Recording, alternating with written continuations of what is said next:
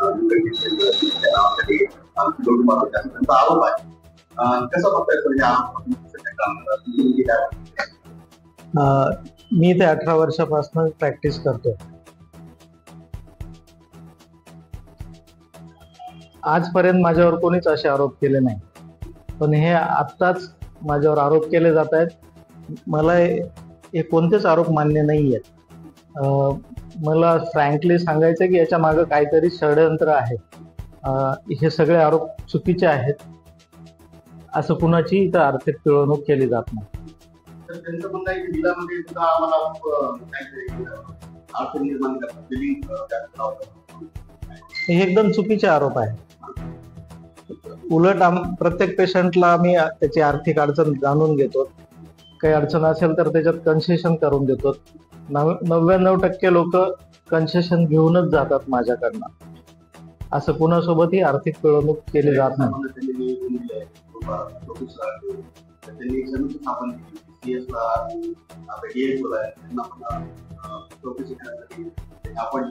मी कुठल्याही चौकशीला सामोरं जायला तयार आहे.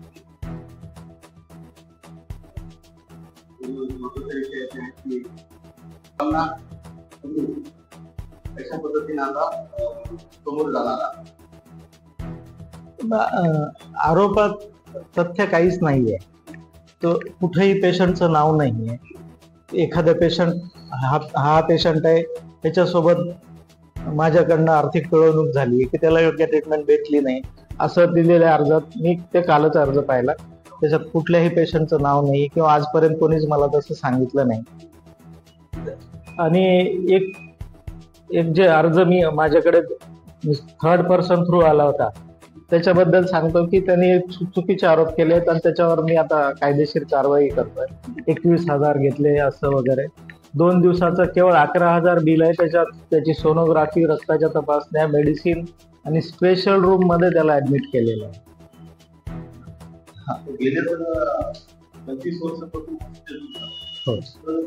या दरम्यान ही पहिलीच वेळ आहे मला असं सामोरं जावं लागत आहे. तुम्हाला वाटतं का हा ब्लॅक आहे किंवा काही सामाजिक कार्यकर्ते काहीतरी दवाखान्याची प्रतिमा मध्ये दिशेने काही काम करत आहे असं वाटतंय? मी सामाजिक कार्यकर्त्यांना दोष नाही देणार पूर्णतः. तर तो माझ्या पर्सनल लाईफचा भाग आहे. मी एक कंपनीचा डायरेक्टर होतो. तिथं माझी थोडीशी फसवणूक झाल्यामुळे मी तिथनं बाहेर पडायचा निर्णय घेतला. तर तो काही जणांना रुचला नसावा असं मला वाटतंय. तर त्यांनी अशा माध्यमातून मला त्रास द्यायचा प्रयत्न चालू केलेला आहे. हा मी कायदेशीर त्यांना नोटीस पाठवतच आहे तो पेशंटला आणि उपोषण करत्यालाही की मी कुठं कमी पडलो किंवा कोणत्या रुग्णाची पिळवणूक केली ते मला कळवावं. आणि बाकी माझं जे कंपनीचं लिगल मॅटर आहे त्याची मी लिगल प्रोसिजर चालू केलेली आहे.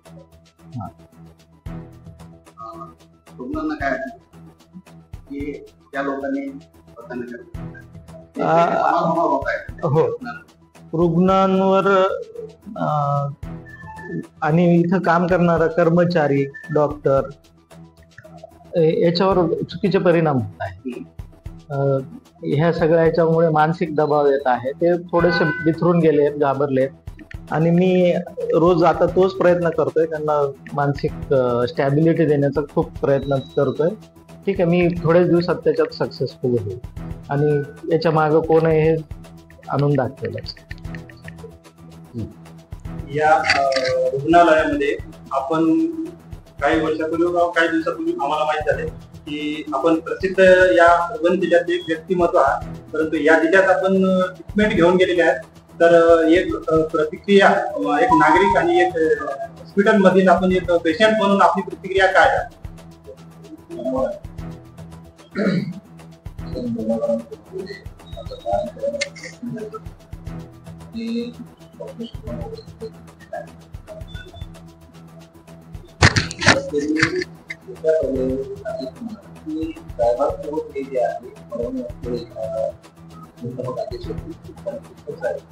त्यांच्यासोबत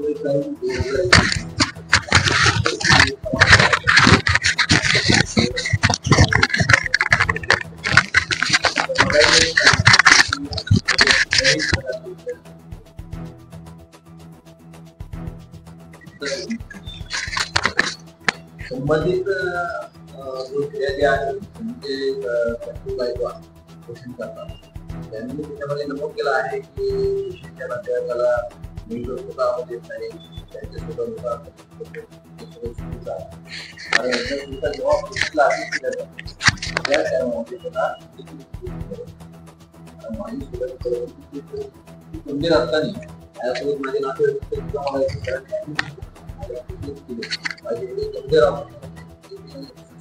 होत पण ते सरायचं आणि याच्या व्यतिरिक्त मी समाजसेवा करत असताना काही पेशंट पाठवत आहे आणि आजही पाठवतो घरामध्येही पाठवले तर इथे काही असे पेशंट आहेत माझ्याकडे की ज्या पेशंटचा लहानपणी पूर्णपणे पाय हल्ला आणि तो पेशंट देवगावमध्ये बशी चिकलठाणा घालून त्याला इथे आणण्यात आलं होतं. त्या टायमाला त्याचा फक्त सरांनी त्याला चेक केल्यानंतर परवण्यामध्ये त्याला फक्त अर्धा तास पाठवला म्हणजे केवळ 30 मिनिट लागले. 30 मिनिटांनी त्याला लागेल काय करायचं पाय जर उडला तर तो वाचू शकेल नाही तर तो घेऊन जाणार. तर मी सरांना एकच सांगितलं पाय मोठा ऑपरेशन करा आपण बरोबर बघून घेऊ काय तो माझा नातेवाईक नाही आहे त्याचं नाव शिवाजी जाधव म्हणून आहे. तर त्याचं बिल इथं झालं होतं 2 लाख 2,50,000 झालं असं इथं 1.5 महिना तो राहिला त्याचं बिल 2,50,000 रुपये झालं आणि संबंधित व्यक्तीने मला फोन केला की दादा 2 लाख तो बिल आणतो झालंय आणि आम्हाला सर रिचार्ज करतात. ठीक आहे मान्य येतो इथं आल्यानंतर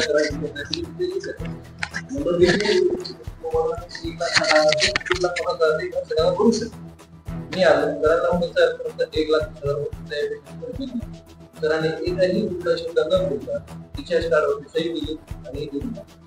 याच्या व्यतिरिक्त आणखी एक पेशंट आहे कांताबाई गाव खारगाव मोगे सापडगाव तालुका घनसावली जिल्हा जालना या ठिकाणचा पेशंट होता. त्या पेशंटला ब्रेन ट्यूमर आले आर्थिक परिस्थिती बिकट होती आणि ब्रेन केल्यानंतर सरांना बऱ्याचपैकी रिकव्हर केल्यानंतर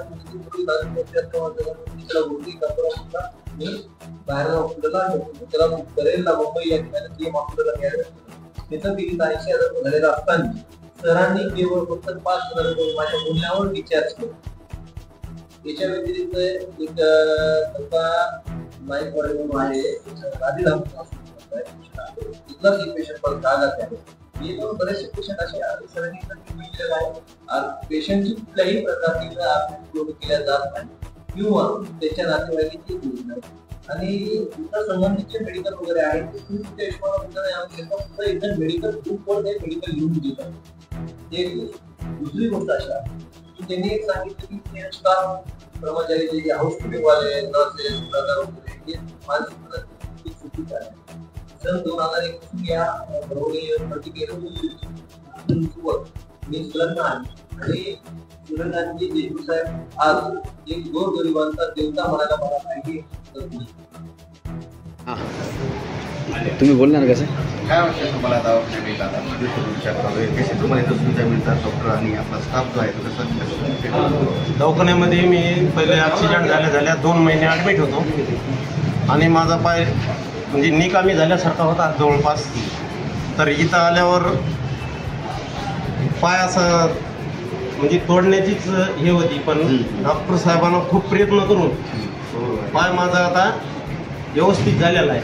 तर इथं आपल्या परभणी आयशूमध्ये नंबर 1चा परभणी आयशू दवाखाना इथला जे कर्मचारी स्टॉफ बी आहे ते बी नंबर 1 चांगल्या पद्धतीत सेवा देत आहे आणि देशमुख सर 2 वेळेस प्रत्येक पेशंटकडे येऊन विचारणा करते त्रास काय होते का करते आणि परिस्थिती पाहून पेशंटला बिलही कमी करते. त्याची परिस्थिती नसेल तर प्रत्येक पेशंटला दिलासा दिलेला आहे. आर्थिक पिळवणूक होती किंवा लय पैसे नाही तसं काहीच नाही कारण मेडिकलला पैसा लागणार जे दिलंय ते लागणार पण असा एक्स्ट्रा पैसा 1 रुपया घेतलेला नाही. पण पेशंटला एकही त्रास नाही. आम्ही इतके पेशंट होतो वार्डामध्ये मी कारण 2 महिने होतो इथं म्हणून मला अनुभव आहे. कारण परभणी आयुष्य दवाखाना असा आहे जिथं पेशंट निराश झाला असेल डॉक्टरांना हात टेकले असते तिथून पुढं परभणी आयुष्याचा इलाज सुरू होते असा आपला दवाखाना आहे. कारण की इथं आल्यावर आम्हाला एवढा ॲक्सिडेंट मोठा होऊन बी आम्हाला एकदम समाधान वाटलं.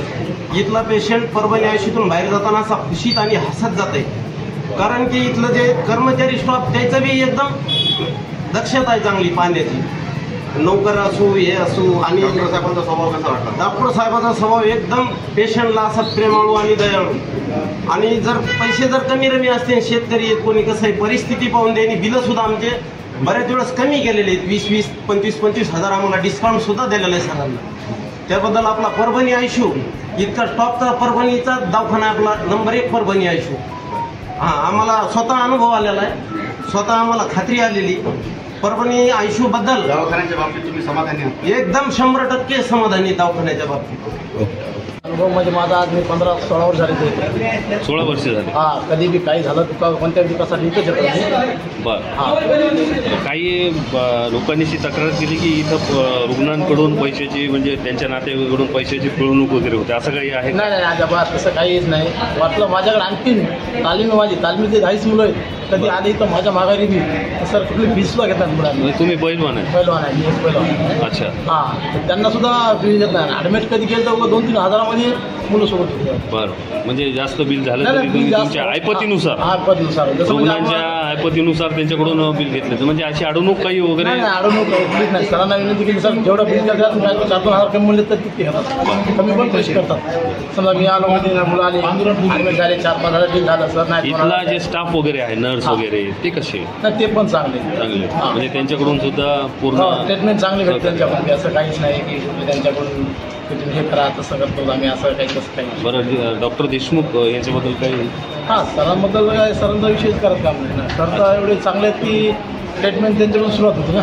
अच्छा. हां आणि सर मी आता पूर्ण सहकार्य करतो. पूर्ण सहकार्य सरांचं. सर इथं नसते तरी बी आला तर फोन केला तर सर सगळ्या डॉक्टरांपेक्षा सांगतो की ऑपरेशन आलं आहे त्याचं बघा माहिती. हां असं नाही की त्यांनी वापस जा सर नाही सर येणार नाही. म्हणजे त्यांच्या माघारी सुद्धा पूर्ण पूर्ण सहकार्य केलं. चांगलं आहे. Okay thank you.